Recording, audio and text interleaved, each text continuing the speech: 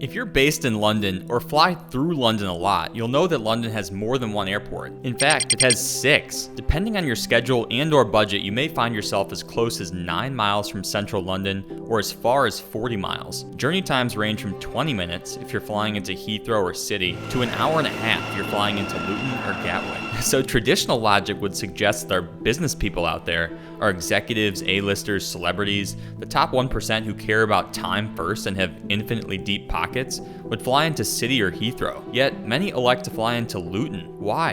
In this video, we'll unpack how the same airport that bred Easyjet and basically invented the cheap package holiday now supports almost 40,000 private jet flights per year and has become the preferred gateway for celebrities like Lady Gaga and sports teams like Real Madrid. Luton is a town about 60 kilometers north of central London. It was originally known as the hat-making capital of England, producing over 70 million hats per year in the 1930s. But over time, as technology evolved, traditional hat making declined and was replaced by other industries such as automobile manufacturing. GM's Vauxhall Motors opened a plant there in 1905 and employed as many as 36,000 people at its peak. During World War II, the plant was readapted to manufacture Churchill tanks, and despite being heavily camouflaged, was a popular target for the German Luftwaffe. So the town suffered from many air raids and extensive damage to homes and businesses, at least early on. The Royal Air Force was Britain's primary defense against the Luftwaffe, and they had a squadron based at the newly opened Luton Airport. Initially, they operated primarily Bolton Paul Defiance off the field's 2 grass runways, but the Brits realized they were getting outmatched by the Luftwaffe's Messerschmitt Bf 109s. The Defiants were among the worst, if not the worst, fighter aircraft in World War II, since they had no forward-firing guns and required immense concentration to operate. So naturally, they were replaced by a plane made almost entirely out of wood, the de Havilland Mosquito, which actually proved to be one of the most versatile planes in the British fleet.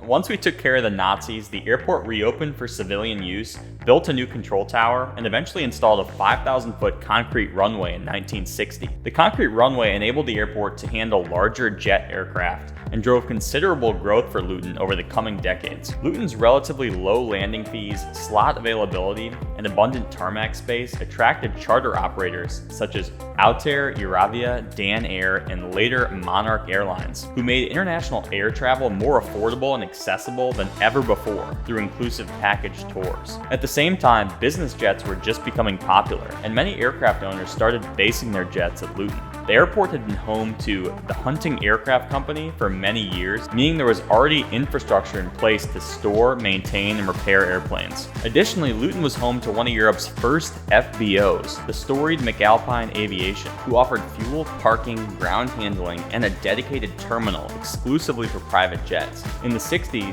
McAlpine began building up their own fleet, and by the mid-70s, they were Britain's largest operator of executive jets. McAlpine really hyped up Luton as London's preferred business airport, with a luxurious dedicated private terminal, speedy customs and immigration, aircraft maintenance services, computerized flight planning for pilots, and more. Fast forward to 2024, and there are now 2 FBOs on the field.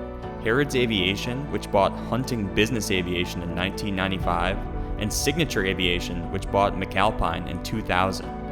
Together, the 2 FBOs have about 200,000 square feet of hangar space, 400,000 square feet of ramp space, and 30,000 square feet of passenger lounges, pilot lounges, and offices. As you can imagine, this infrastructure is sufficient to handle almost every plane imaginable, from the cute little Hawkers all the way up to the more imposing BBJs, ACJs, and wide-body charters. But most common are your mid to large cabin business jets, many of them Gulfstreams, Bombardier Globals, or Dassault Falcons that are operating long flights from North America, South America, the Middle East, and/or Asia. Some of the biggest names in private aviation, NetJets and VistaJet, both have a large presence at Luton, and it's sort of crazy to see their pristine fleet share the same taxiways and runways as Easyjet, Wizzair, and Ryanair. In both demographics, Tommy the Tube Driver from Toddington and Brad Pitt are probably completely oblivious to each other's presence. To put things in perspective, Tommy may be paying $100 for his seat on the Ryanair 737 from London to Naples, whereas Brad Pitt chartering a NetJets Challenger on the same route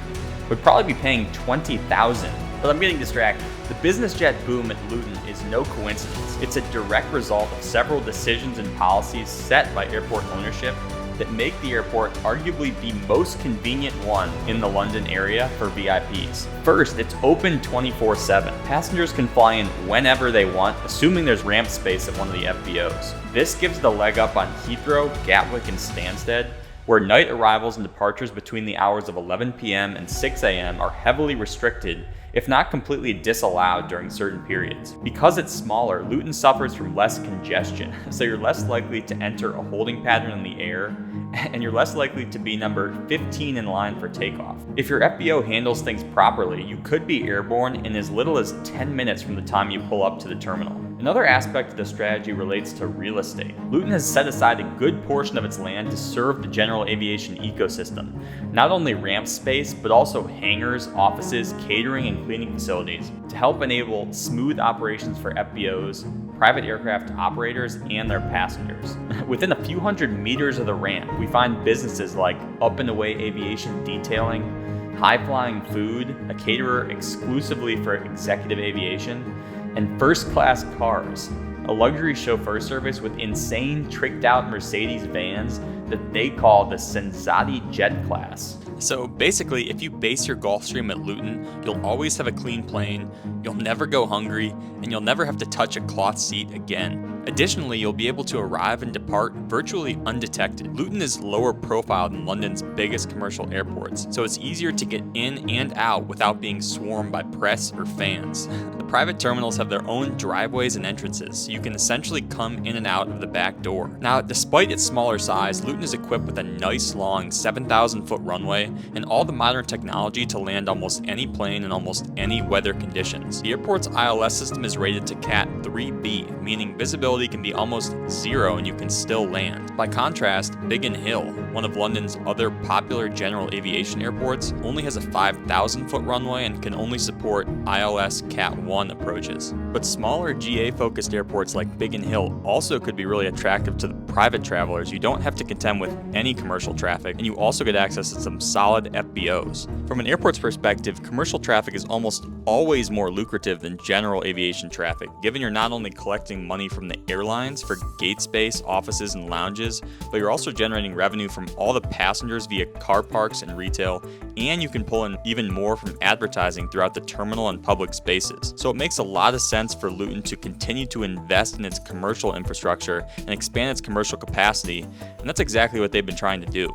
In 2019, Luton announced a major £2.4 billion expansion project to nearly double its passenger capacity to 32 million a year via the construction of a second commercial terminal. This vision has yet to come to fruition for a variety of reasons, one being COVID and the other being the lack of government approval. But in the meantime, we've seen a number of enhancements to the passenger experience, including a £20 million refurbishment to the security hall, a new car park, 2 new lounges, several new restaurants, and a new rail-linked train called the DART that makes getting to central London easier than ever before. If the airport gets approval for its new terminal, it'll be interesting to see how this impacts general aviation activity on the field. Notably, Luton will not be getting a second runway, so it will be forced to handle more flights out of its existing runway 7-25, making congestion more of an issue. This will detract from the experience slightly, but the airport's existing GA infrastructure, the terminals, the lounges, the hangars, are still industry leading, and it's not going anywhere. So I think it's likely we'll continue to see the dichotomy of NetJets and Wizzair for some time. But what do you think? Have you traveled through Luton recently, either as a commercial or private traveler? What do you think the future has in store for this unique airport?